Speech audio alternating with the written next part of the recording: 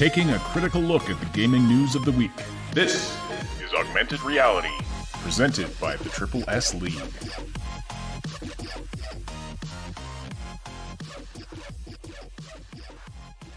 Hey, what's up, everybody? Welcome to the Augmented Reality Podcast for November 28th, 2020, 11/12ths of the way through the year, folks. I know 2020 has been quite an interesting year for most of us. I don't know. I don't look at it as quite as negatively as some do, but I know it's been a tough year. It's definitely been tough around here, too. I don't think I've ever seen so many people eager for a year to end. But yeah, let's keep in mind that the year number has nothing to do with it. We just got to stay positive and carry on. Anyway, all of that out of the way, we are here with the Augmented Reality Podcast, your source for news, leaks, and insights about games and the gaming industry. I'm here with Cyberpunk and Moontag as usual. Good morning, folks. How are you today? Good morning. Good. It's great to see everybody so live in the live chat. Please say hi and send us your questions and comments there as well. We'll read and respond to as many as we can throughout the podcast. And don't forget to slam that like button. It likes it rough. It tells us and YouTube that you appreciate this content. And if you're listening after the fact on one of the audio-only platforms, we're glad you're here as well, and we appreciate your likes and follows. If you want to get the latest info sooner, don't forget to hit the link below to subscribe to our YouTube channel. Absolutely. The latest info, of course, live on the podcast here. We do have... we do put this up on iTunes and SoundCloud and Spotify as well. So you can listen there, and we've just recently... Moontag, thank you so much for doing the uploads and getting the backlog of episodes uploaded. And also, Yeah, we're all caught up to date. What else have you guys been up to? What have you been playing? Well, recently, I finished Doom Eternal last weekend, and so then I decided to get back into Wolfenstein 2 of all games, which apparently I'd only gotten like a couple hours into the first time I tried to play it. So I've been playing that, really enjoying it. So I know what Cyb's been doing. Tons of World of Warcraft. Yep, getting ready for it's going to be an insane next few weeks here. We've got Empire of Sin dropping on literally in a few days. So yeah. I'm going to be doing a big stream of that because I love turn-based games. So we've got Empire of Sin. I'm going to be trying to probably stream that on YouTube a fair bit. Just to kind of see where we'll try and gauge the interest on that on launch day, and then we'll kind of go from there. But yeah, thanks to everybody who's been playing with me in WoW. It's been a lot of fun. I've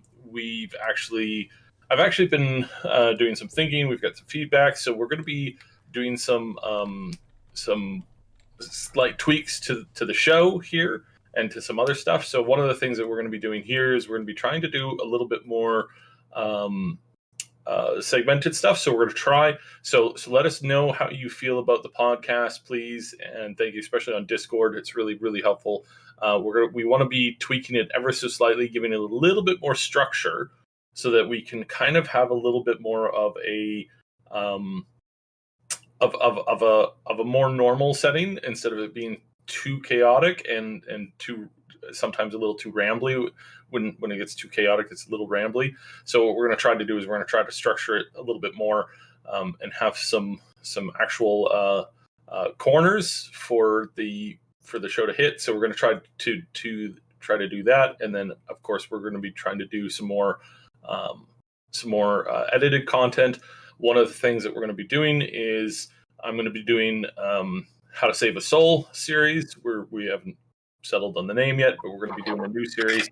And one of my first topics I'll be covering Blizzard Activision as a whole. So stay tuned for that. It's going to be really exciting. How to save the soul of a game company. Yeah, how to save the soul of a game company, and it's gonna. So my first couple are going to be Blizzard versus Activision Blizzard. BioWare versus BioWare EA. I'm also going to probably touch on, just because it's popular and there's a lot to dig through there, is like, can a gacha game be saved? Like, can a gacha game actually be something? So I'm going to look at a couple of them. There was a Disney one that came out a little while ago. There's the EA Star Wars one, but we'll probably mostly be framing it around Genshin just because it's the most popular one. And yeah, we'll be doing that. So right on. Yeah. So Atomic Stew. Oh wait, where was the message moved? Someone said we like the chaos. Oh yeah, Atomic Stew says yes, but we like the chaos. We've been collecting some feedback about the podcast. We want to make sure that it continues to be informative and not too negative. Sometimes when you're doing a live show, if there isn't a ton of structure around it, like it can get a bit rambly. So, we're just wanting to give it a tune-up. Let's put it that way. So, any feedback you have, we would welcome. Mm-hmm. All right. You folks have been playing a lot of different things. Ali Mafuz says GTA Online. Cool. Polly says, what all of you have been playing? Oh, me? Real Life Simulator, Work Edition 2020. Oof. You mean Work Simulator? Right. I watched my daughter play that once. We went to this VR, before all the lockdowns and stuff. We went to like one of those VR places, or it was this place where you can go in and play on their VR systems for an hour or whatever. Man, it was more fun watching her play than actually playing. Right. Ashton Banky says I started playing Fallout New Vegas. Very cool. Very cool. All right. We were supposed to have a special guest today. We were supposed to have He's coming. He is coming. Okay, good. We have with us... He needs a few minutes, but yeah, he's coming. So let's hit one of the other topics first. Yeah, sure. All right. Well, might as well start... Well, let's talk about some Cyberpunk news. Or should we talk... No, he'll probably want to talk Cyberpunk with us. So let's talk about this story out of the EU first then. This isn't normally what we would start with, but changing the schedule on the fly is what we do here. So just a very interesting story out of the EU. The EU Parliament wants to grant consumers a right to repair. That's this headline from the European Parliament News website. But there's more to it than that, and you can see in the title today I put, could planned obsolescence become illegal? Because there's a lot in here. The EU Parliament is currently considering some measures to encourage sustainable consumer choices, promote a culture of reuse, improve repairability, extend the lifespan of products, call for a common charger to reduce electronic waste. That's a huge one. Mm-hmm. Systematic changes from production and public procurement to advertising and waste management. I'm not sure what that refers to, but if you continue reading on in the article, there's removing obstacles that prevent repair, resale, and reuse. Yep. And basically anything that reduces waste. So, encouraging, making electronics last as long as possible, instead of, having them last a couple of years and then they break and then the customer has to throw them away and get a new one. They want to do away with that. They want it to be so you can replace a component, you can, repair, you can upgrade, you can just have it work for as long as possible, which basically would throw planned obsolescence out the window, potentially making it illegal. Now, of course, the problem with that is how do you prove it if a company is doing that? But anyway, some very interesting things. I would, it's one of those areas where it's like, well, I don't like that the government has to come in with a solution to this, but at the same time, this just seems like a very good thing to me. That anything that makes electronics last longer, improves the freedom that the consumer has with the things they buy. The right to repair your electronic, like if you have a computer, Xbox, phone, you want to repair it yourself, kind of like you'd repair your own car if you have the know-how. I mean, that sounds great to me. I don't know. What do you guys think? And I'm curious what you folks in the chat think, especially if you live in the EU. Let us know what you think. We'll read some of your comments. There's a comment from Notional. Planned obsolescence is already illegal in the EU, but very hard to prove. This is a great step forward, especially because of the quality of products that will increase, not just for the EU. Agree. Yeah, I mean, if you're, if it could have worldwide impact. I mean, the EU is a huge market, so unless a company's like, well, we're going to create this set of products for the EU and this set of products for the rest of the world, I mean, they might do that. What were you going to say, Seb? I will be shocked if this passes. Yeah.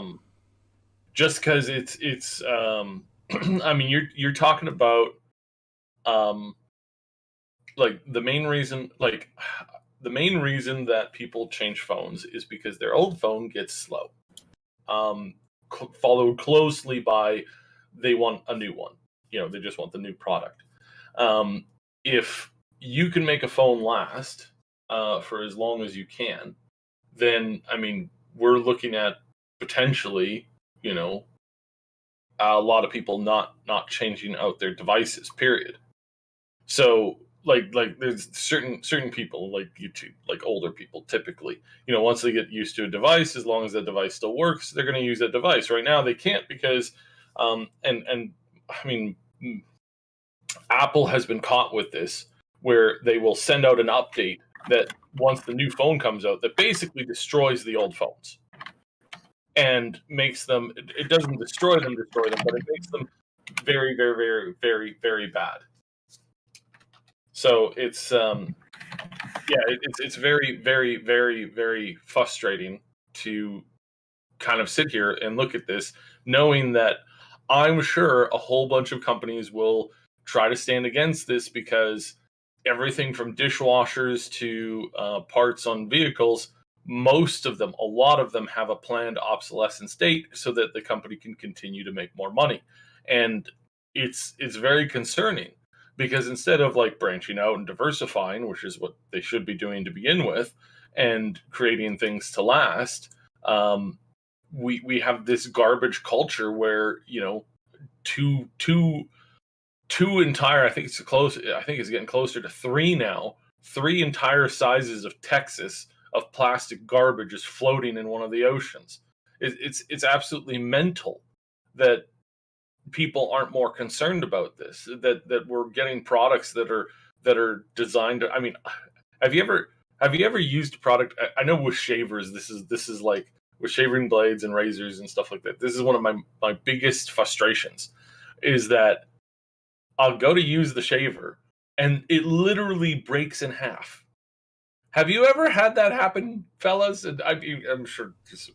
I've never had that happen. No, I've had shavers try to slice my face in half because there's like a defect in the blade, but Yeah, I've had the head, like where the razor blade attaches to the base of the unit. I've had that base unit just snap off, so you now have three parts of a razor instead of what's typically two.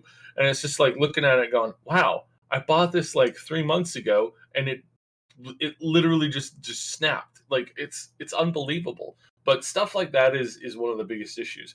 We can make things better and we can make things more improved. And we need to, if we want to go to space, if we want to go to Mars, if we want to go anywhere in this bloody solar system or outside of it, we have to have things that are designed to last essentially forever.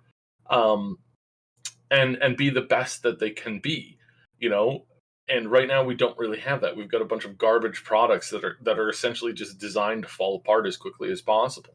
Think about the resale value you would have that in that as well. You'd always be able to sell your old thing typically for at least 25% of the cost of a new thing in and around that, I would imagine, because there would be a gigantic market for taking all of the old TV. Like right now, the amount of recycling that we have on like let's just take TVs and monitors, for example. TVs and monitors, if they stop being garbage after a few months of usage and were then, shipped over and put down into a resale chain that sold them literally anywhere and everywhere on the planet possible, just constantly like, sending them one step down, like you'd eventually have it so that more people have access to that technology. And, sure, when TV monitors, not so important in the sense of like entertainment value, but really important as in the form of educational value. So yeah, that's a big thing, and we need to see some level of improvement in this. But I will be shocked if it passes, because the EU is got a lot of issues with people playing politics and companies having a hand in that. I mean, that's true everywhere, but it is especially bad in a few places.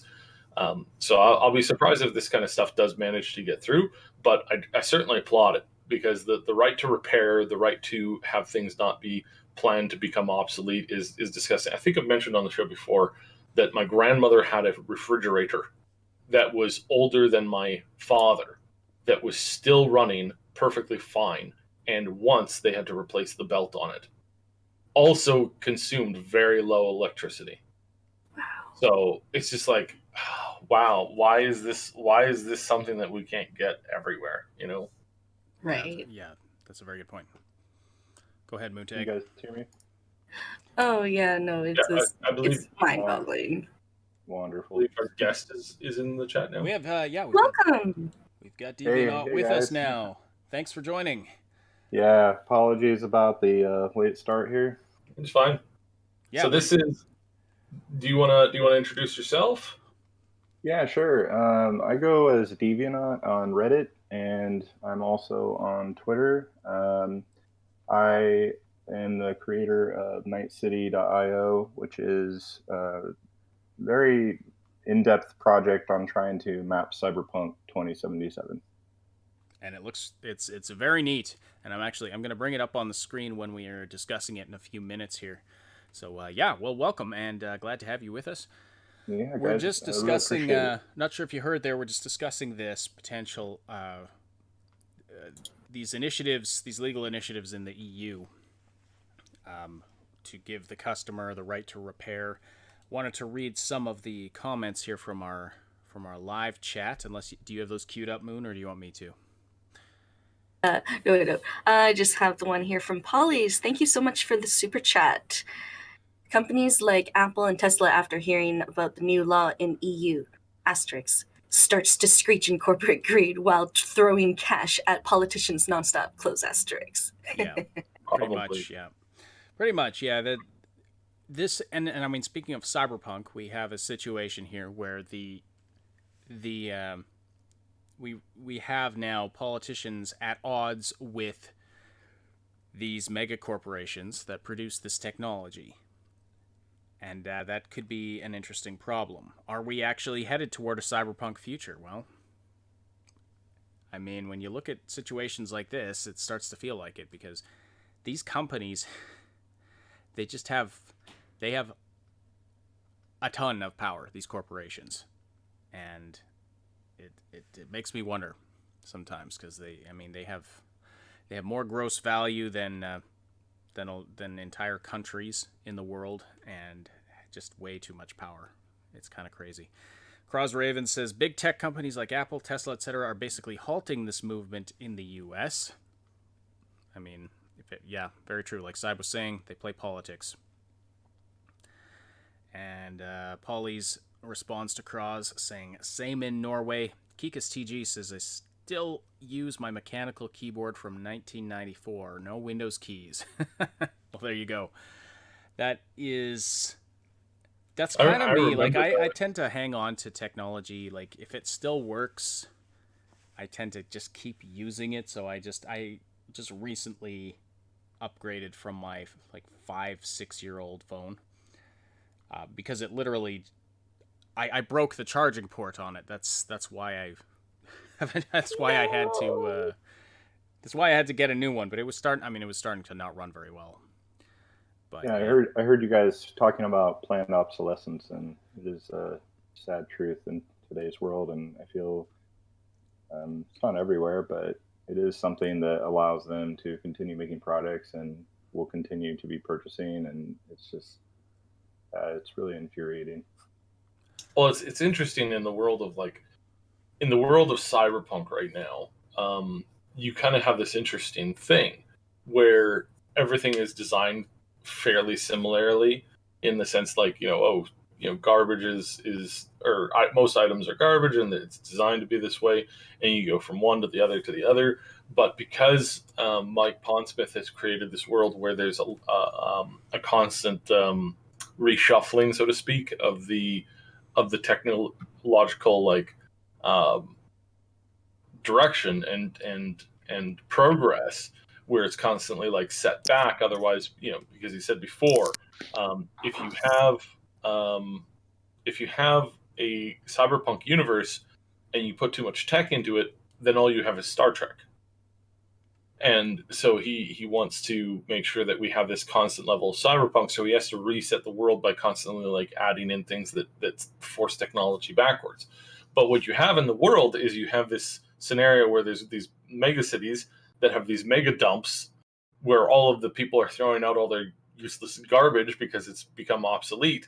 But then when the reset happens, that same garbage now becomes like ripe pickings for salvage, because when suddenly half the megacorps are destroyed and the other half of them have been set back technologically, and all of their data has been wiped.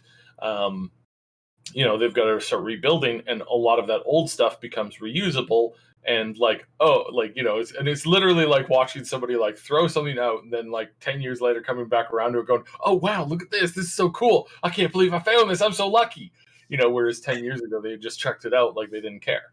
So it's a very interesting universe when you have like cyberpunk and building that. So yeah, I've always said that I grew up with cyberpunk genre like everyone else, William Gibson and all that, and I love it in fiction. And I grew up with very little things to enjoy. I grew up on a farm actually, and it was all about the outside world. And so I was always very interested in technology. But as you get older, some of these cyberpunk themes come into reality, and you go, I liked it in fiction more than real life.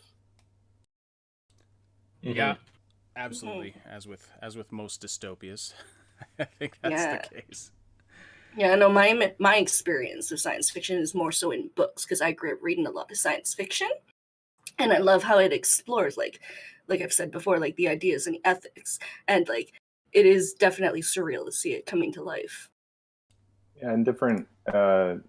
I don't know, just different variations of severity too. And being a graphic designer, I've used both Microsoft and Apple computers, and I'm mainly a Mac user. But there's just a lot of stuff about this privacy thing that for the last 10 years has been pretty scary. And it's almost like, well, what can you do? It's like an uphill battle where you can never.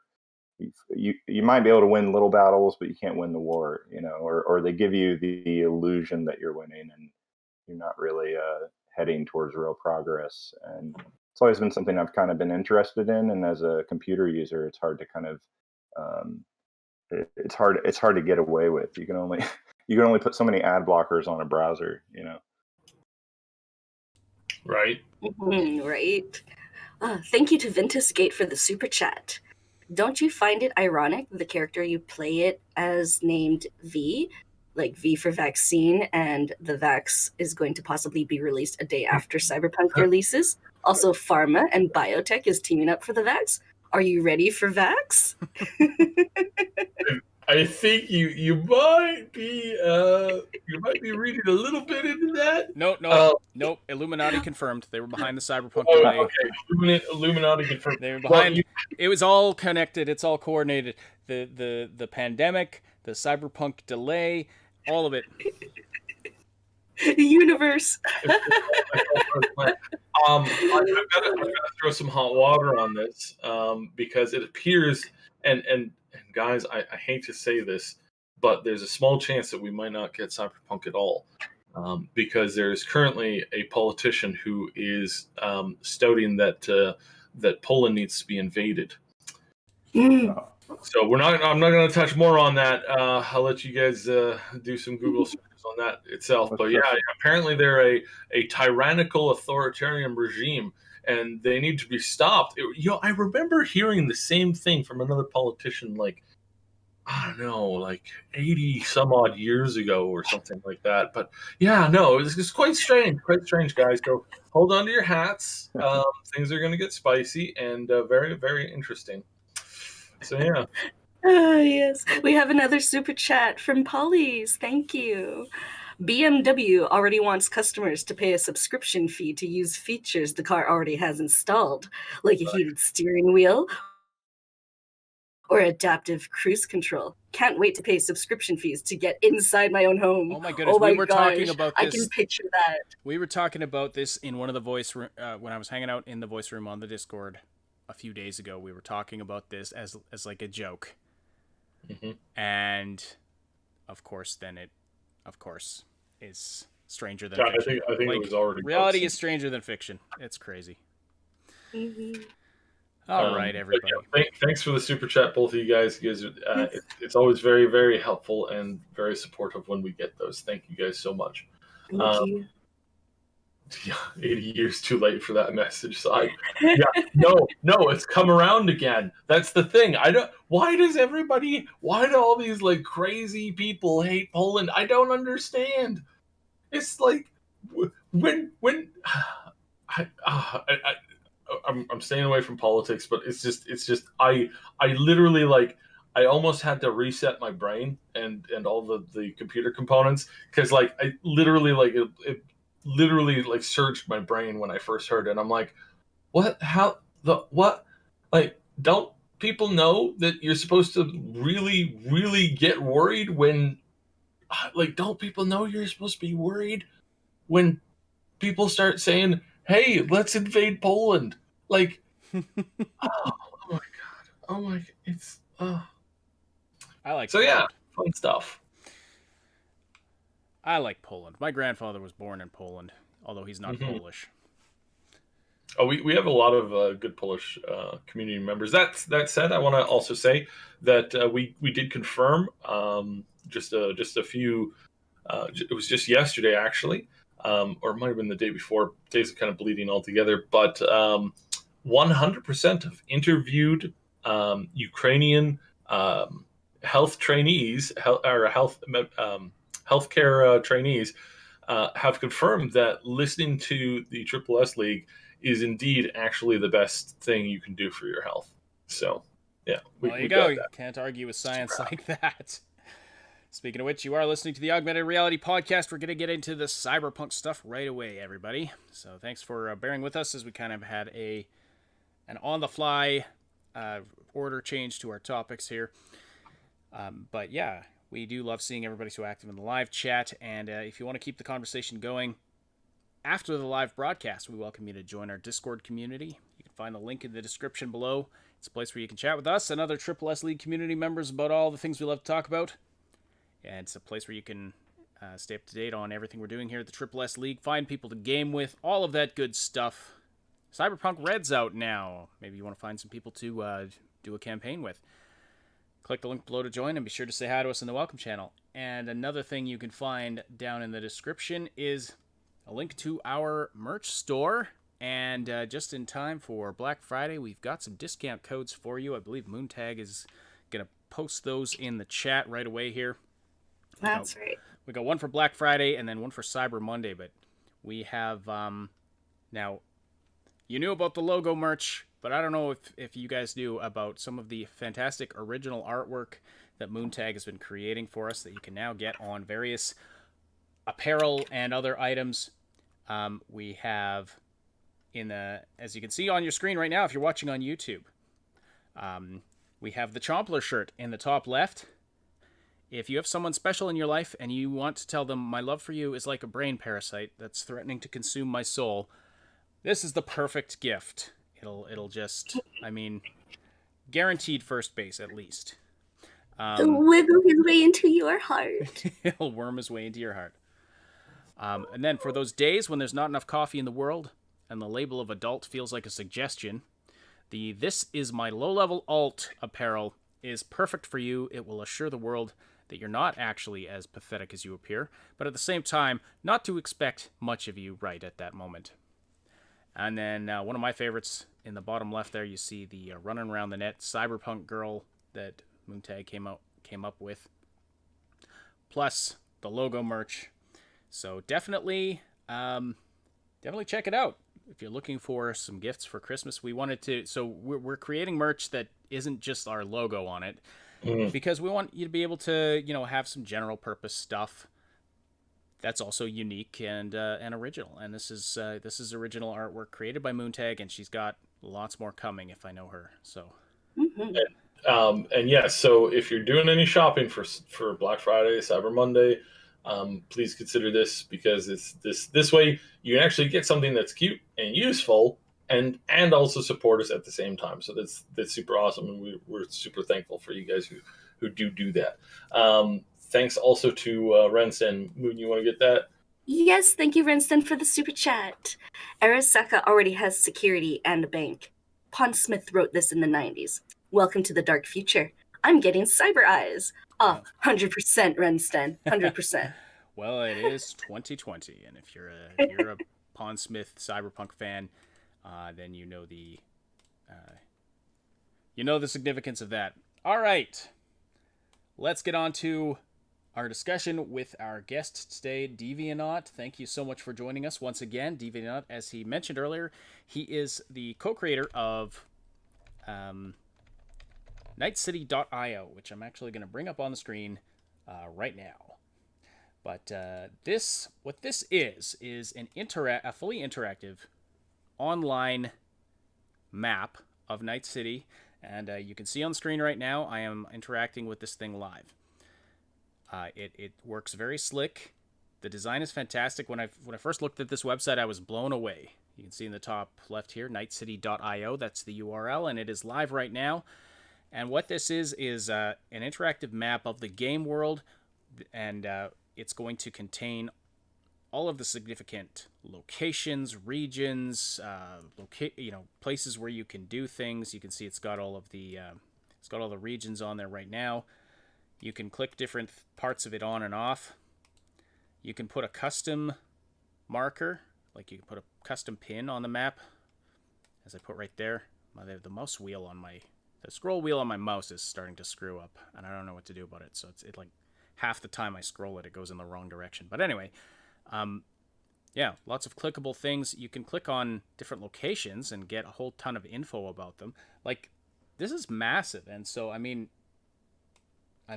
hats off to you, first of all, Devianaut, for coming up with this idea and implementing it so well. Like, I do have a history in web design in a previous life, and I was super impressed. Thank you. It's been a long journey. It's almost been a full year actually, leading up to this. So it started in December last year, well before COVID, and I didn't know if I was going to be able to even really do anything. It was kind of a pipe dream, so to speak. I'm always looking at working on new projects in my free time, and I've done map design in the past for companies that I've worked for, and I just really was inspired by some of the map sites I see online. I wanted to give a shout out to Map Genie. Map Genie is I didn't even know he had his own company, but he had made a Red Dead Redemption 2 map that I was actually using a lot when that game was live, and I was just really inspired by it. And then later on, Rockstar actually created their own, app for, I believe, for tablet and maybe your phone as well. And the only difference between those two maps was that because Rockstar made it, it probably connected to their like code or something, so that when you were in the game moving your character around, you actually saw a cursor on their map like move around. So that can only happen, unfortunately, with a company that makes the game. So yeah, for sure. I can't have that type of functionality with Cyberpunk. But really, it just kind of came down to me being on Reddit all the time, and I was just really inspired by going, you know what? I know I can probably design this. I'm very meticulous, and as soon as what happened was, as soon as they posted that, I think it was probably on Reddit, but someone found the deluxe hardcover edition strategy guide, and it was the promo image of it that popped up on Amazon first. And I'm not sure if it got taken down, but someone posted it, and I saw it was a skewed view, of this like beauty shot of the book, and the map was clearly on the front. And it was just very dull. It was like, what I mean by dull is it was very kind of hard to make out what was going on. So I just pulled it into Photoshop, and I went on Amazon.com and I looked up the dimensions of what the book were, and then I skewed that cutout book cover to the dimensions or the exact ratio of what that book would be, because I wanted to make sure, well, hey, if I'm going to see a flat view of what this map looks like, I need to make sure that the ratio is right. And I kind of started to post my progress on Reddit, and I think it was in January, I asked, would you guys even want something like this? Because I am like super inspired by this. This is just something I want to make for myself. And I got a pretty decent amount of feedback, but as soon as I started posting just, crude, rough mock-ups of me trying to sketch out this very hard to read map from the book, that's when people started going, "Oh, this is so cool." And maps have always existed, but with Cyberpunk, it was, we've all been waiting. What has it been, like 8 years now? So we had been waiting like 7 years at that time. So people were really starved for, I think, new creative avenues. And yeah, so long story short, I just kept posting and posting new updates, and something funny happened. This was midsummer. I was like, you know what? I'm just gonna maybe use Squarespace or something, and just host a free site so that people can download wallpapers of the map, because I kept getting more and more DMs either on Twitter or Reddit, and people are like, "Hey, can I download like a phone wallpaper, or can I?" And the thing with wallpapers is you kind of have to provide the exact size for people to use. And so I was like, I'm just gonna make packs. I'm gonna, you know, upload the Tron Legacy themed map, and some other ones, and I'll just do uh, an archive section where they can download older versions of the map. So that's kind of where my plan really started to take place, because I was already fiddling around with just using Squarespace, which is, it's not an endorsement, but I've used it on my own personal site. And around that time, I think it was like a week or two after I had been chatting on Discord. I want to give a shout out to Edge Runner. Edge Runner is also a fellow Redditor and YouTuber, and him and I had been chatting for a couple months. Super nice guy, and he was like out of nowhere going, "Hey, it just hit me. Like, I have a friend. His name is DVSD." And I kind of chuckled because his username is so similar to mine. But he's like, I've seen his past work. He runs a website called Map Runner, which is mapping out. I think it's the only website that maps out those like Mud Runner video games.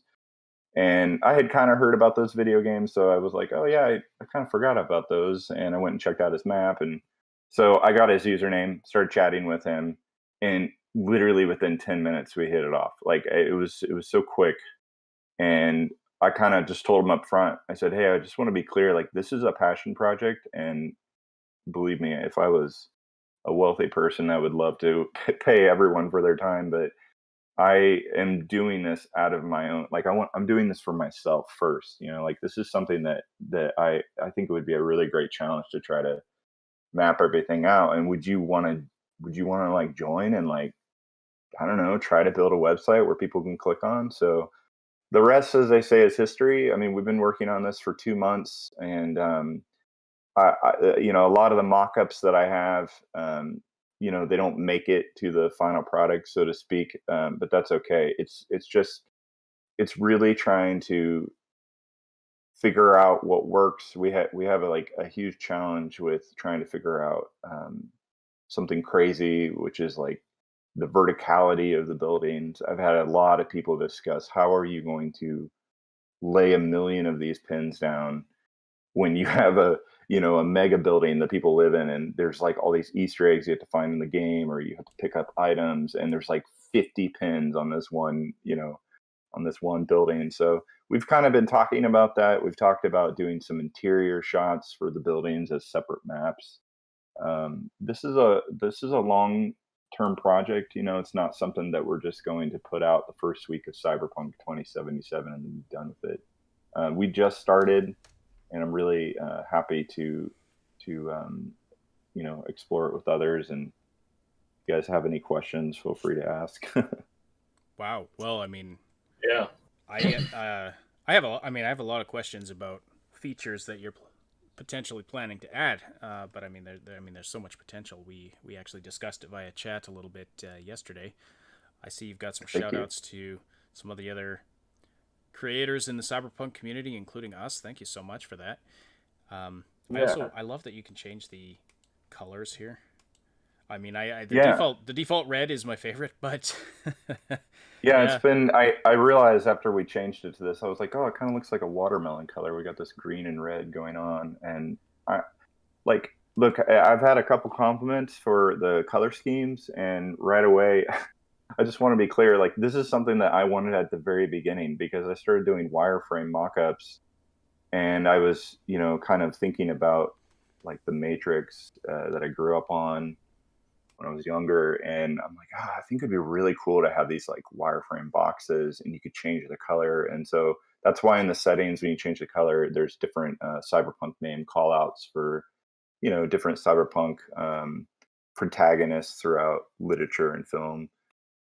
And I just kind of wanted to give people a little bit of flair, so that it's some people just hate red, and I put kind of a pinkish red in there as well, and that's taken directly from Cyberpunk 2077. They seem to have like a kind of a neon red pinkish color, and I thought that looked pretty cool as well.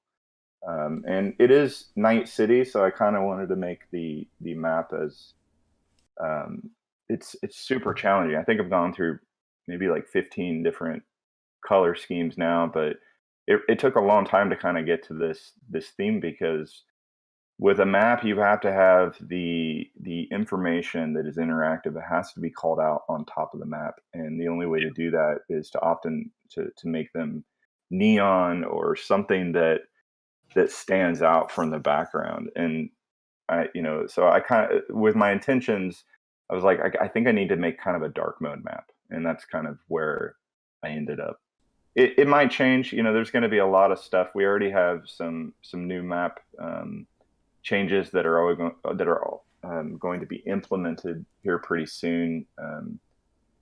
Different changes in the style, like the shadow effect on the buildings are going to be changed to a stroke line, and there's little things that we can do to make it load a little faster. Mm-hmm. So, well, I mean, this is going to be a really great tool for players as well, because with the world as it is, there's so much going on in it, and there's so many different like events and stuff like that can be mapped out. And this is, I imagine that you can right away start using this as a tool within the game to start tracking certain things in certain locations and whatnot. So yeah, this is like perfect. And Moon and I are both very, very, very familiar with detailed maps. So yeah, this brings me back some real strong memories. Yeah, no, this is very smooth, very well put together. It's like quite intuitive, like just like you see the buttons and like how it's arranged, and you're like, yes, I'm familiar with this. This also puts tools that we've used professionally, honestly, to shame. Like, I don't know. I agree. Yeah. I don't know what's in me, but I just have this thing where once I get started on a meticulous project, I have to get it done in one setting. It's just something that I'm like, I don't like it. It's not good enough. I got to start over, or I got to redo it. And when it comes to mapping these buildings, the roads, it was super challenging, because we have we had that deluxe hardcover map come out, and then the actual World of Cyberpunk really did come out. And inside was the yellow map, which I helped piece together and posted on Reddit. And the yellow map, surprisingly enough, was really sloppy. I don't mean to insult anyone who designed it, but compared to the front of the book, which was in the same book, I was very surprised because I'm like, well, a lot of these roads aren't matching up. And then that's when I kind of had to take a step back and realize, okay, there's a couple things to realize here. Um, the cover is, for all intents and purposes, just an artist reference of Night City and its roads and streets. And then the yellow map is even more of just it's just something you glance at for like the district borders and whatnot. And so I realized that I was chatting with my friend Valenci, who does like the Valenci graphics and Cyberpunk logos. Him and I have been chatting all year about this stuff, and he made a great point. He's like, "Look, man, I think you're just gonna have to make your version that you want to make." He's like, you could do it, 100% down to the pixel. You could zoom all the way into every building, but he's like, at the end of the day, he's like, it's your project, and you can do whatever you want. Like if you want to change the ratio of the map, you can. And so I kind of thought about that a little bit, and I was like, okay, he's right. And so I want to be clear about this because a lot of people think, I feel like a lot of people on Reddit have thought that, like, hey, where's this? Why isn't this here and stuff? And it's like, okay, to upload this map on our server takes a little bit of time. It takes a couple hours probably. We might end up having a better method of uploading soon enough. We might we might actually have to buy a new server actually, but I want to be clear that a lot of this stuff is probably going to change. So I don't intend for these little blue block buildings to be, all conformed. I would love to have borders around them to show that each one is a different building. And I'm kind of in this for the long haul. And if I can get a really detailed map once the game comes out on the 10th, if it takes me to having to do screenshots of my TV or something, or the strategy guide that comes out, I think a week after Cyberpunk comes out, I'm definitely going to be perusing that for information and trying to make this as detailed as possible. What I'm saying is, what I might end up having to do is I might have to redo this whole map from scratch. I'm hoping not, but I'll do it if it if it means accuracy and a better readout for others. Right. Well, I think it's a start, and I think that there'll be things, but I mean, in a lot of scenarios, you don't need it too detailed, or at least you could have like one version and then another, just due to the fact that all that players really need is a way of like sharing and having something pulled up so that they can reference like general areas where they're going, because reference. There was another YouTuber that was talking about their experience in a recently released game, and they're like, I get so turned around, I don't know where I'm going. Like, I've got to like lay down like a breadcrumb trail of where I've been so that I know where I'm going, because I constantly get lost. And it's like this is a tool that can help so very, very much, because I mean most people don't even know how to like move around their own city, let alone like an equally complex city within a video game. At first, it takes time, and I know that there's a lot of projects like this that have gone before that are so really helpful. Sorry, I'm speaking away from the microphone. I know actually probably killing me right now. The helpfulness of this is quite good, and I think we'll see the community really embrace it. So this is, again, community members, if you guys like this tool, please share it, and bookmark it and use it once the game comes out to start tracking stuff. For sure. And there is I'll point this out, there is a donate link if you want to contribute to the guys that are working hard on this. I would definitely, if you get some use out of this once the game is released, if you have a few and I don't know to throw at them. maybe you could have like some ads running on the site. Really, really, embrace that inner corporate, make a corporation, right? So so funny you bring that up. Oh yes, because I think I know where you're going with this, and I think all these people are brilliant.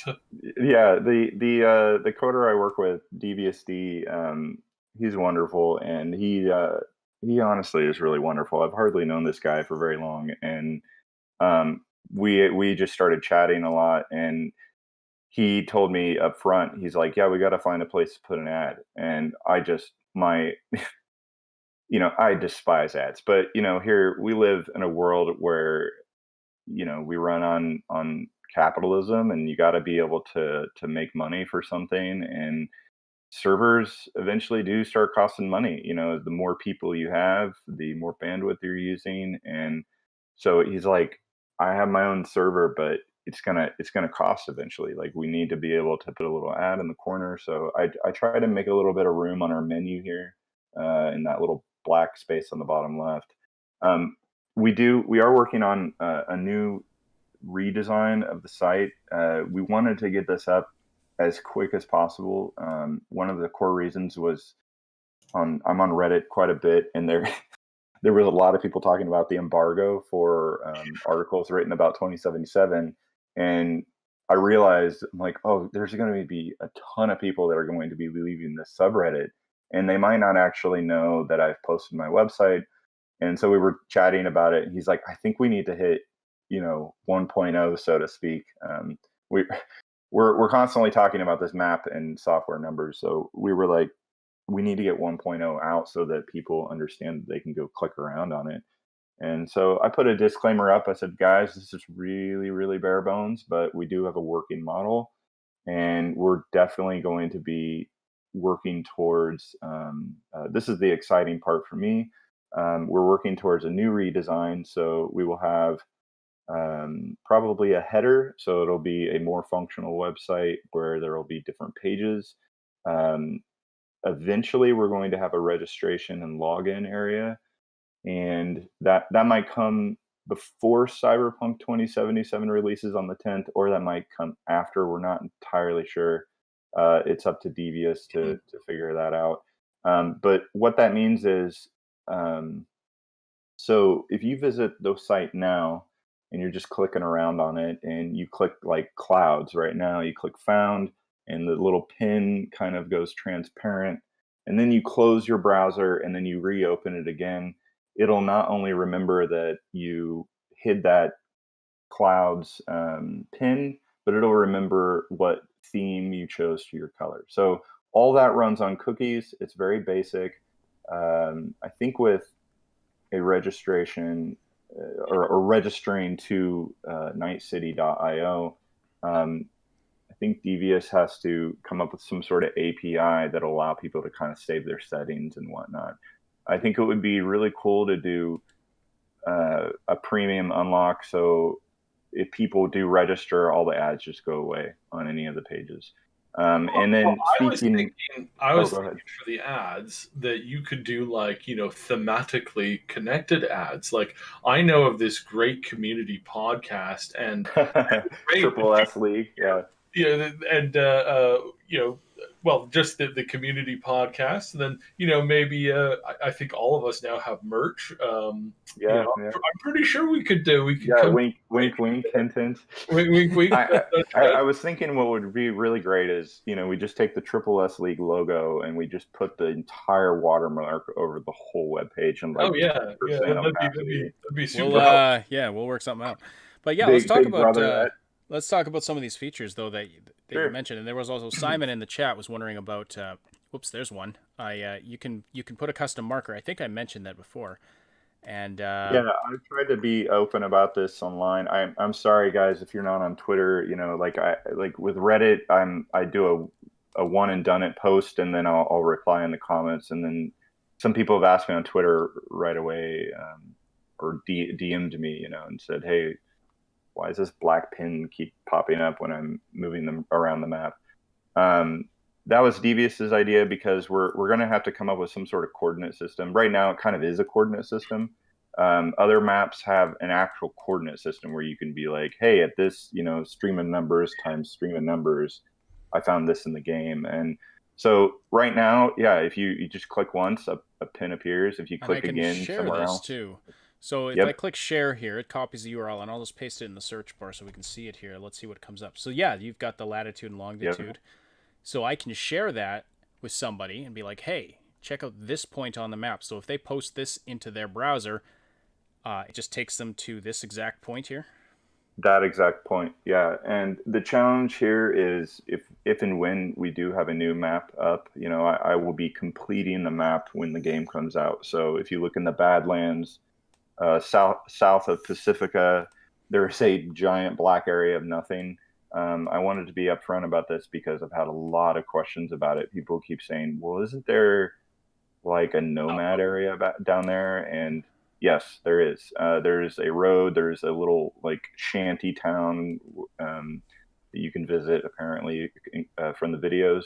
So all of that stuff will be added. The northern oil fields district will be finished, and I'm sure I'll have a lot more terrain to kind of pump out. But so that'll be worked on. As long as I keep the same dimensions, these pins shouldn't have to move, and that's why I was bringing up the challenge, because if there is a lot more stuff added to the map that makes the map physically larger, we will have to hand move all these pins around to make sure that they're good to go. So that is kind of my first task to complete, because I want to make sure it's accurate before we start dumping in millions of pins. For sure. But yeah, you can share the pin. I think what you might find there is that having a subscription service where members can join in and then help you, you might be able to find that suddenly your workload will significantly decrease if you've got 100 like members who are investing time and a little bit of money into you, and 90% of them are saying, oh yes, this here needs to be adjusted, or I've confirmed this pin here, or we all agree that this pin needs to be moved over slightly over here. That can greatly reduce your workload. Yes, absolutely. It's a little difficult to get that coordinated to begin with, but once you have that system running, it's like we see this in other games. WoW's got it right now, where it's like everybody could share some map pins, and by just perusing through the majority of the map pins, you get a super finite, because everybody can be off a little bit or wrong, but when you have, it's like a heat map for developers, and developers use heat mapping tools now, which is a tool they never had like 10 years ago, that shows where people spend most of their time. And it also shows what they're doing in these areas. And so when you have a proper heat map tool, which I don't expect you'll get for this yet, but you can create kind of a version of it through like membership, you'll be able to figure out exactly where or what needs to be done where, because whilst individuals are typically flawed, mass groups of people tend to hit on correct answers more accurately than not. Like,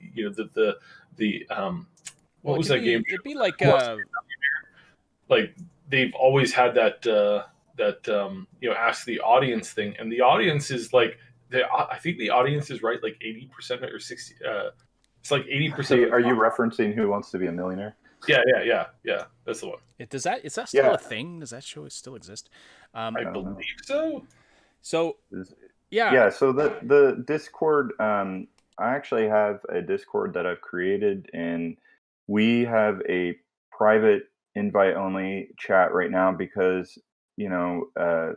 it's very there's so much to do in the last couple weeks that we're fairly overwhelmed, and we're doing pretty good, but I don't want to open up the Discord until I have everything kind of organized.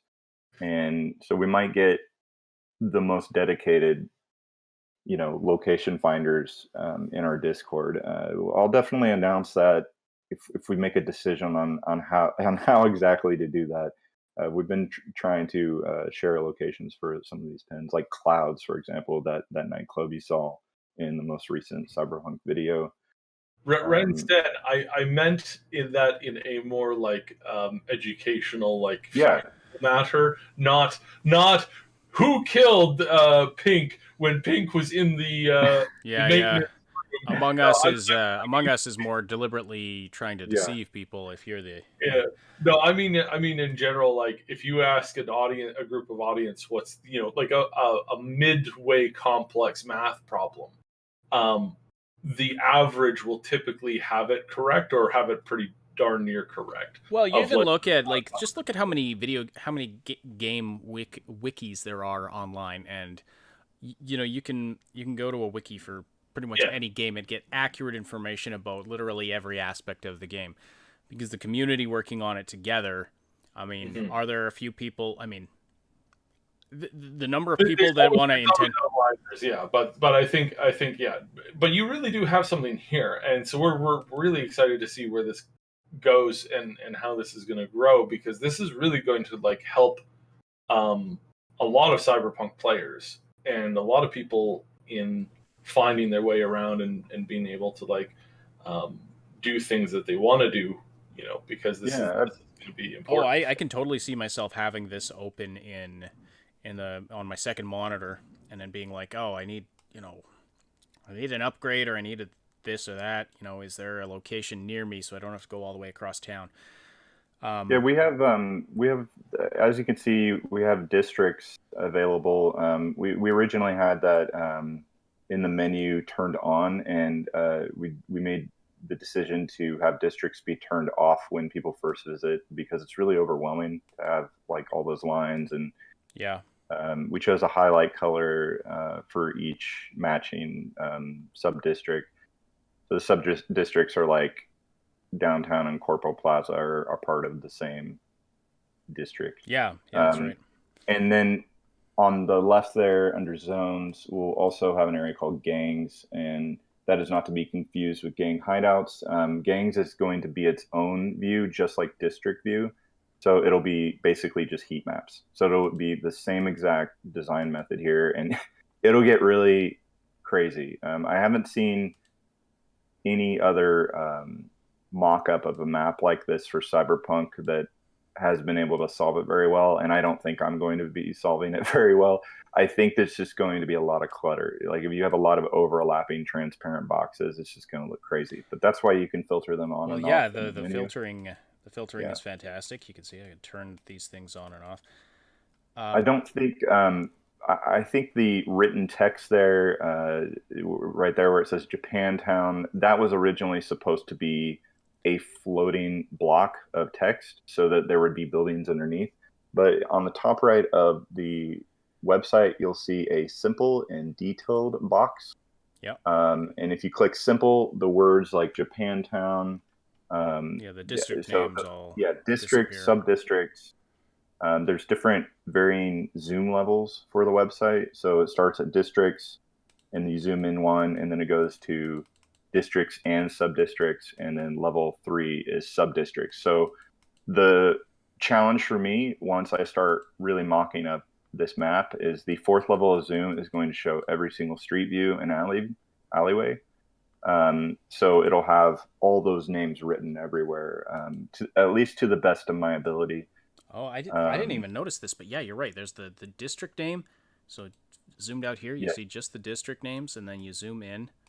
Yeah, so that's the district names are larger, and then you zoom in farther. One reason why I wanted to do this was because when I would go to that Red Dead Redemption 2 map, he took the map directly from Rockstar themselves, and they did a really good job designing it. But let's say this Wellsprings text, you see that there's a black stroke around it, and it's covering this road. The Red Dead Redemption 2 map had this gigantic stroke around their text, and it would cover up entire buildings. It wasn't really that big of a deal because it's Red Dead Redemption 2. You can't really go into all those buildings and do anything interesting. But I needed to come up with a way where when you would zoom in, even if you wanted to read the detailed view, they would eventually fade away and disappear, so that you could see underneath them.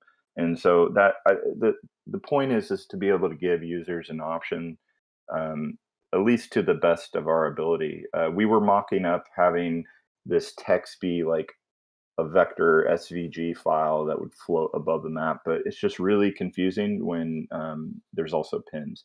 And if you can imagine, there's going to be, probably easily 1,000 pins, maybe more. Oh heck! I mean, it works for Google Maps. Why not? Yeah. And the menu itself will change. Right now, the best that we could come up with was zones, places, shopping, and people. My the big thing that I'm working on, other than this map, is I'm excited to announce that we're working on a codex. So if people aren't familiar with that term, it's basically like an encyclopedia of the game or a wiki. Originally, when I came up with this mapping idea, I didn't want to just do a map. I wanted to do a map with a wiki. And wikis are, I've never worked on them before, but I was kind of the opinion that they're probably pretty dense. Everything could be taggable, and things would link to each other. And so for me, this is what I wanted to do. I was like, I think it would be really cool if when you click on one of these pins, it gives you a little summary of what that item is. And then there's a codex button on the pop-up, and it would take you directly to that article. My idea right now is to be able to put all of the important information of the video game on the codex page. So that would be an entirely separate page that you would access from the header, and it would be segmented into maybe like history, weapons, characters, NPCs, cyber gear, anything that could be a thing that would show on the map. It would go into the codex. And the point of all this is to create a cohesive brand so that it doesn't just feel like a boring website. I love Wikipedia. Fandom is like kind of a community driven wiki site, which I've been involved in, that I kind of like and kind of don't like. But for me, NightCityio, it was supposed to be a cohesive package where people actually, for the faintest moment, feel like they're kind of part of this cyberpunk world. And that's kind of why the graphics are really rudimentary. They're really almost crude, and it's another reason why I like doing all colored text instead of white. And I just kind of wanted to create a brand that feels hard edged and I'm not going to be playing any music on the website, but a short from that, I feel like the website should make people feel like it's a complete package that feels kind of cool to be on. And so those were my intentions. Well, I think you're well on your way to achieving that. It feels very cyberpunk, and it just has it has a nice feel to it. Works very slick. Simon in the chat asked a few minutes ago, what is this found button? Like, what is this found link? Yes, so right now, I don't know if Simon heard earlier, but I was mentioning the cookies thing. So anytime a visitor visits a website, it generates cookies. This is just a normal function of websites. Right now, it allows the cookies to remember what pin you've clicked on. So if in this case you have Mega Building 01 selected, if you click on Found and then you click away, you'll see that pin is transparent. So what that means is, let's say you just close out of the website and then you visit it at a later time, as long as you haven't completely refreshed your browser and started over, those cookies will remember that you had already selected Found. So it's a personal reference, basically. It is. Yeah. Yes, and that's why we want to create a registration login system so that there's an API that allows all the members to not worry that, if they go to a new browser, like if you go to a completely new browser, it's not going to remember because you're on a new browser. So there needs to be a way. I mean, if you can imagine, if you're like 150 hours into Cyberpunk, let's be honest, we're going to be like 3 years into Cyberpunk probably. But if you can imagine all those pins that you clicked on, as long as we have a working model, it'll remember everything that you filtered out. And I experienced this in the Red Dead Redemption 2 map, and it worked very well for me because there were 1,000 items to track in that game. So this is just kind of a standard way of doing it. And um, we're in the beginning stages of this. The site will change. The pins, I do like the pin designs. That was one of the first things I worked on, was trying to get kind of a pleasant, flat view for the pins. And being able to have like a codex link on the pop-up would be kind of neat. We have that kind of set in the future. And then we're also, the other thing I wanted to mention that's kind of exciting, um, I've been talking to David from High Shelf Gaming. He's a really great guy I spoke with on Twitter this year. And he asked about, hey, wouldn't it be really cool if you could put Cyberpunk Red's map in this site? And so we're kind of planning to do my own version of Cyberpunk Red's map as an ability for people to use as a reference point. I've spoken out with R. Talsorian, who has created the Cyberpunk RPG games, and they have not gotten back to me yet, but I figured it might be a fun thing to kind of work on. And you're not going to be able to use this website as a VTT, a virtual tabletop assistant, but you might be able to use it as a functioning planner or something. And with Cyberpunk Red, there's they have their own districts and neighborhoods and their own name call outs. So I think it would be really cool to give that as an option in the future, maybe if it works out. And then the last thing that we're also considering, and this is really, really rough stage. We don't even truly know what to expect, but DVSD had mentioned to me how cool it would be to have a calculator for your character for Cyberpunk 2077, because there's a lot of like stats and things that you have to figure out in your character things that we might not even fully know about in the game. And so once the game comes out, I think I would like to maybe plan a way for people to do kind of a rough build of what they want in the game. I don't know. It'd be kind of a fun feature to have. It's not necessary, but it might work for the website. So it could very well. There's another fan-made tool for Fallout 76 we promoted a bit. That was a character calculator. Mm-hmm. It was very helpful. Still very widely used.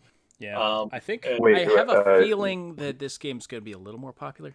It's just I have this feeling in my gut that Cyberpunk 2077 is going to do very well. And this, again, I mean, kudos on the design, the idea, the dedication you've put into this. And I encourage a lot of people, go to the site, NightCityio, bookmark it, have it ready to go. And if you find it useful, drop these guys a few Eurobucks in their thank you. PayPal Actually, they're called account. Eddies, apparently. The Eddies.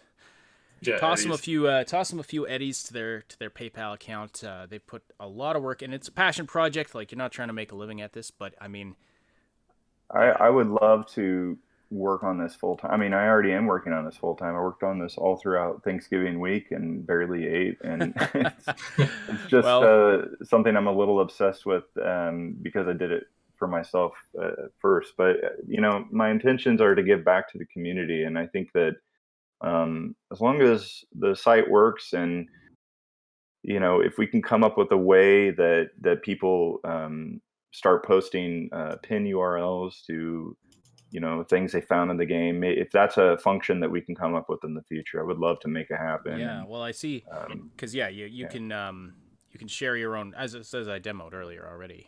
You can share your pin location with. Yeah, thank you so much, guys, and I feel I need to just say a big thank you for anyone that visited the site, and please know it's just a 2-man operation right now, or as I call it, a 2-robot operation.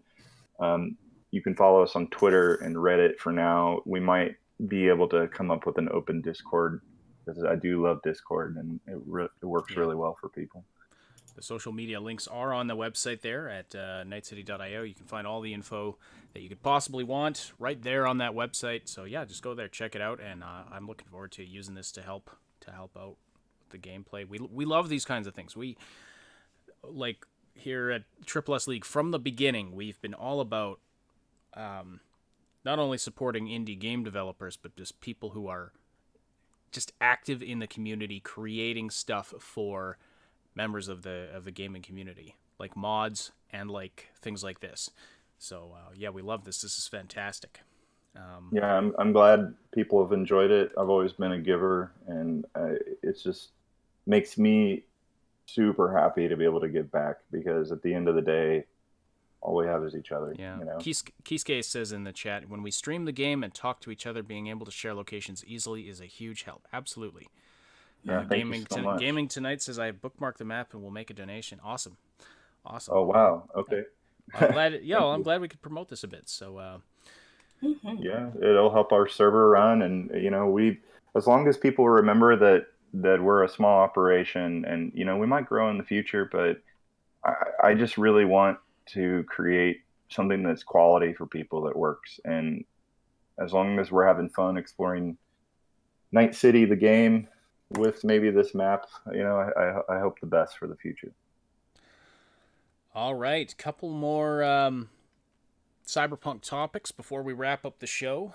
And yeah, I mean, Deviant, feel free to chime in on any of these and let us know your general thoughts about this Cyberpunk news. So, I mean, there's not a ton. Google, well, I was lured in by a headline, a news headline that said, Google shows off Cyberpunk 2077 running on Stadia at 4K. It's not actually that. It was totally clickbait. It's just Stadia put out one of the trailers that we've already seen in 4K. So it was not Stadia gameplay. So that was disappointing.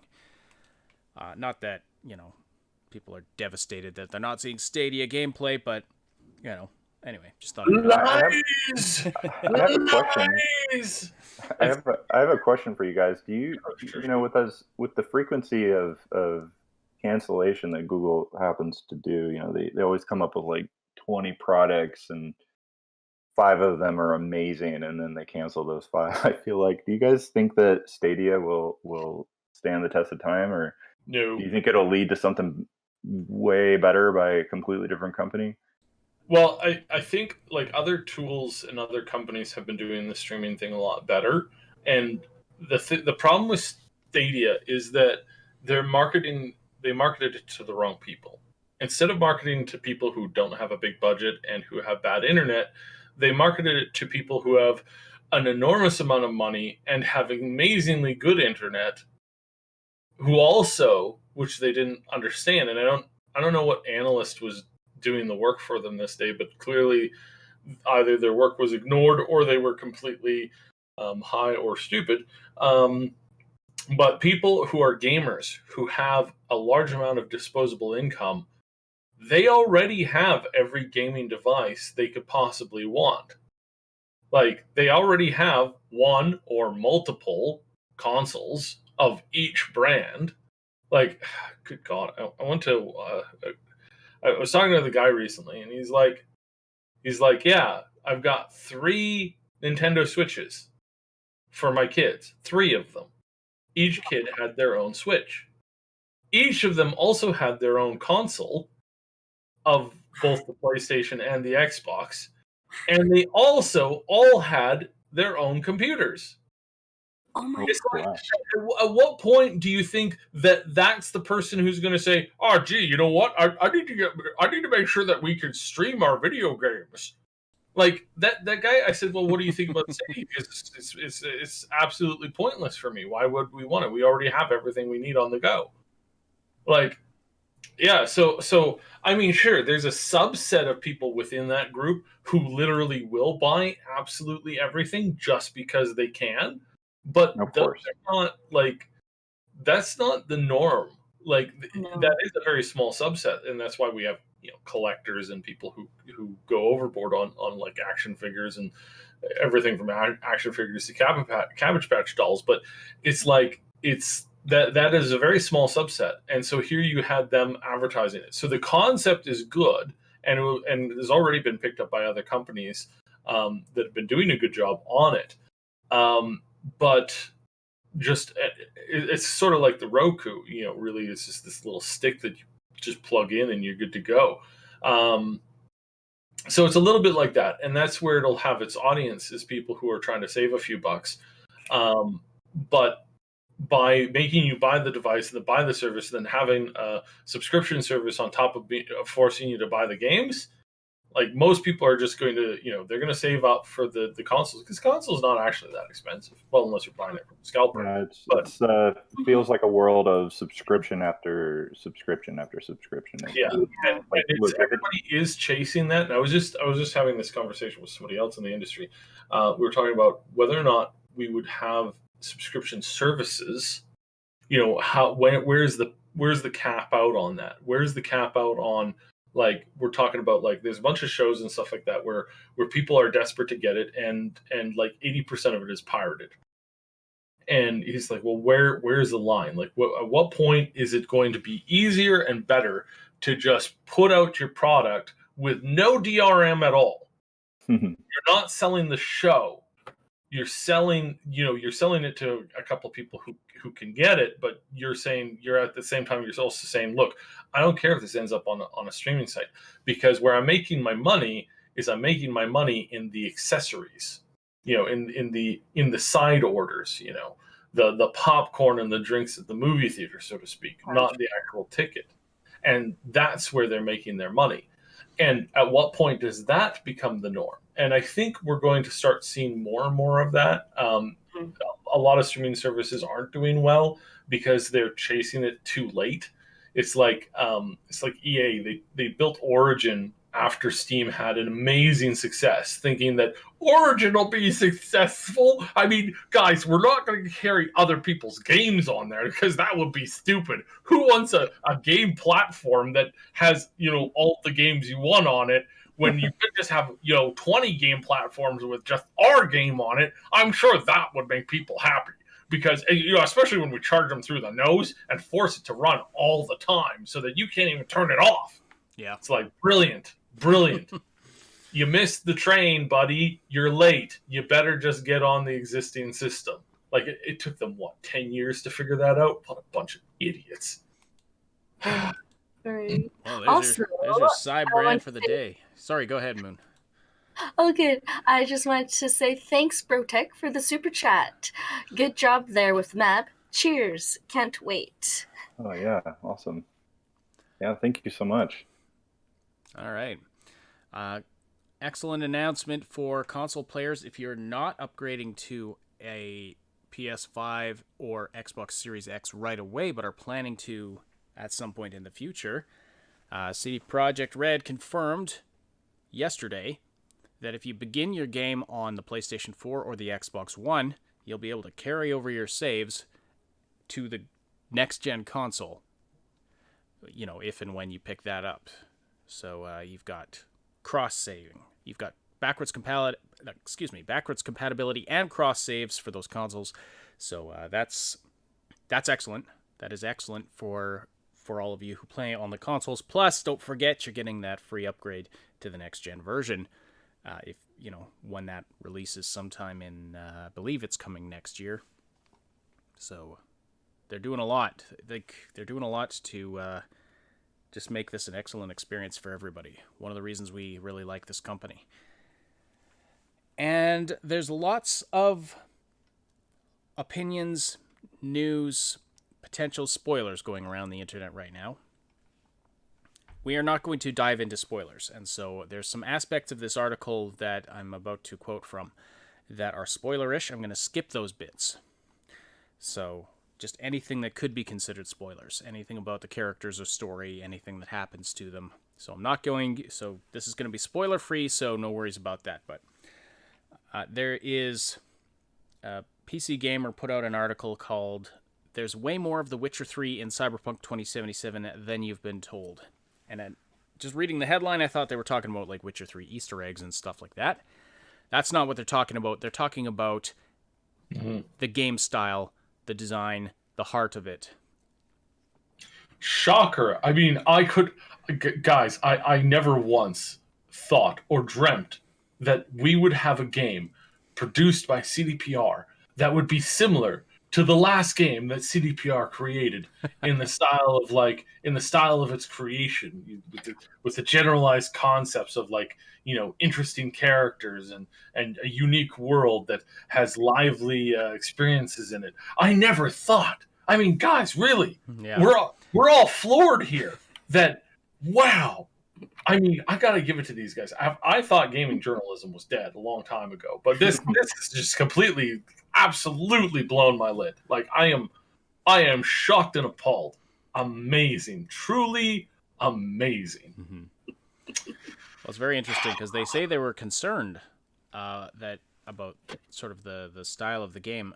They write here, most of the marketing over the past 7 years has depicted a wholly cynical world where everyone replaces every other word with some awkward future slang, and on-rails car chases, shootouts take priority, etc., etc. We've been worried at PC Gamer, crowding around every new demo and trailer, hopeful that some of the excellent writing and oddball quests we loved in The Witcher 3 would somehow turn up in the marketing material for Cyberpunk 2077. But they go on to say that didn't happen, and it kind of cooled their anticipation for the game. I don't know which material they've been watching. I never got that impression that it wasn't going to have. I mean, they haven't shown us the best story stuff because you'd have to reveal spoilers. Mm-hmm. But they go on to say that with one of their folks has had a 15-hour hands-on session with Cyberpunk 2077 now, and he reports that all that edgy marketing is just marketing, that the game has plenty of heart, and that they have a lot of small touches, great characters, and subtlety that harken back to some of the best quests from The Witcher 3, including the one that everybody remembers from that game, the Bloody Baron. Which, that one will wrench your heartstrings. Mm-hmm. So, also, thank you to Ventus Gate for the super chat. Again. Again. The red outline of the map looks like a guy with one eye open. I was like, yes, I can't unsee this now. where, what? The red on the screen. The graphics on the screen. The red outline, it totally looks like a guy with focus on the eye like that. Yeah. Okay, I think I kind of see it. Interesting. Mm-hmm. Yes, absolutely. So, yeah, I have no fear that this game is not going to have, a lot of the excellent writing and storytelling that we saw in The Witcher 3. But yeah, Devianaut, what are your thoughts on this? I don't know. I haven't been a part of the Witcher 3 world in so long. I did play it when it was current, and I still love it today. Yeah, I don't know. My head has been in the Cyberpunk game for so long that I feel like everything else kind of faded away from me. Fade away. Yeah, well, I can see working on a project like this. That you've definitely had to focus a lot on the Cyberpunk material. I think it would be kind of cool, and I just thought of something. I could put maybe like a Siri call out on Night City. I think that would be kind of fun. A Siri call out? Yeah, like maybe like a Easter egg or something. So have the Siri hunting map where Siri sightings. Yeah, you can Siri sightings. I think I saw her over here, and that way we can do that. It's gonna be fun. Yes. That's great. Maybe I can hide her on the map, and if you find her, you get like an achievement or something. Yes. That'd be fun. All right, well, that's all I had for Cyberpunk news stories. Any of you have anything else before we wrap up the show? Do you guys play any of the pen and paper RPG stuff? Are you looking forward to Cyberpunk Red? Oh, we have a resident expert on tabletop. So yes, we've got a Jamie Catalyst does a lot of that. I've mostly Moon. You do several. Oh, excellent. Okay. Oh, yeah. Mm-hmm. And then I'm really like, my heart is set on the multiplayer in Baldur's Gate 3, with the ability to GM events and stuff like that. So yeah, we're really excited for that. I haven't done very much Cyberpunk, but we have Jameis in our community on our Discord. Shout out to Jameis. He's prepping to host several Cyberpunk. Oh, good lord, Cyberpunk Red adventures. So he's prepping to do that. So it's gonna be quite interesting to see where that goes. So yeah. Oh, fantastic. Mm-hmm. There's a guy that I started talking to just recently who I think is the only person to create a companion app for Cyberpunk Red, and he's really great. I definitely recommend his app. He's still working on it, and it's new, but it functions very well. I'm super excited to see that. Yeah, back in the day when with the original concepts of where they wanted to go with Cyberpunk Red is that they did want to have it so that you could basically print out your character sheet from the game and then use that in a tabletop setting. Obviously, things have changed considerably since then. Sure. But yeah, that was the original intention on some of their original like stuff that they put out when they put out that very, very first teaser, the Bullets teaser. When they with the girl, when they originally put that out, one of their concepts behind it was like we wanted to really bridge this. And I honestly think that now again, heavily stipulate the game is great as is, but I do believe that I do think that was originally the better concept. Really was, because of the amount of how much tabletop gaming has exploded in the last like 2-3 years, and that was something that they couldn't have foreseen coming, right? Yeah, they hit that. They were in those precursor days to the geek explosion, so to speak, and perfect timing. And so it's kind of like I feel again that they missed the boat a little bit on that, but I think it's fine because the multiplayer has been made its own thing. And right now we have we talked about this a couple episodes ago. We talked about how the importance of the guy who's behind the multiplayer content, who's the creative design director, how his roots are pushing that that merging of that tabletop experience, that heavy role play story experience inside the game. And I think this is a beautiful match. And once again, I must call out that the man has a beautiful goatee. So, all right. Well, I guess with that we will we'll wrap things up. But immediately following the show, we're going to be doing some content. We're going to be doing some streaming. What exactly usually depends on what's going on. And don't miss our live coverage of Empire of Sin dropping on the 1st. So it'll be up before our next show. So I'm going to be streaming that on the 1st of December. Or maybe not the first, but like sometime on that day. I have another very, very important thing to do on the 1st, but with everything being locked down, I'm not sure how much time that'll take. So we'll see. All right. Yeah.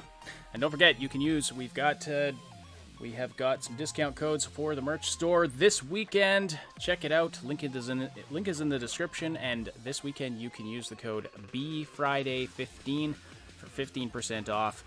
And then on Monday, CyberMon15 is the code you can use for Cyber Monday. If you don't remember those codes, go to the announcements room on our Discord server and you can find them there.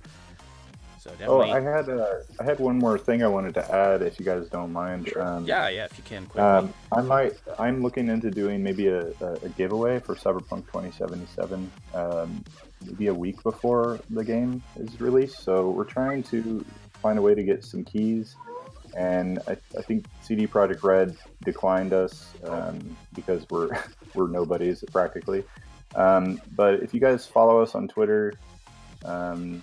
If I'm allowed to do it on Reddit, I will do a post on Reddit. Might try to do a giveaway for anyone out there who has Steam or GOG. Mm-hmm. So. Right on. So go to NightCityio, follow the links there. You can find the Twitter account and the Reddit account, I believe, are up on the website there. Thank you so much for joining us. Yeah, thank you guys so much. It was really a pleasure, and I appreciate all the support and the interest. Yeah, well, we really appreciate you being here. Really appreciate you creating this tool and taking some time to talk to us about it. Really appreciate that very much. Thank you, everybody who was listening live today and who is listening after the fact. We really appreciate all of you for supporting the show. Don't forget to slam that like button before you leave if you haven't yet. And a special thanks to our Patreon supporters and channel members who helped make this content possible. Robin, Shua82, Timebean, Schoolman, Lady Reaver, Draco Den, Niv, 2Tall12, Jer Schultz, Game Notes, Night City Punk, and Terror K. All of you, thank you. And with that, we'll wrap up. If you are listening after the fact on one of the audio-only platforms, we appreciate your interactions there as well. And don't forget, you can join the live show on YouTube on Wednesdays and Saturdays, where you can interact with us and be part of the discussion. See the Discord server for exact times and schedules. The Augmented Reality Podcast is a presentation of the Triple S League. Check out our YouTube channel for game guides, reviews, comedy, news updates, and tons more quality gaming content. My name is Ash. On behalf of Cyb, thank you all so much for listening. We will talk to you again very soon.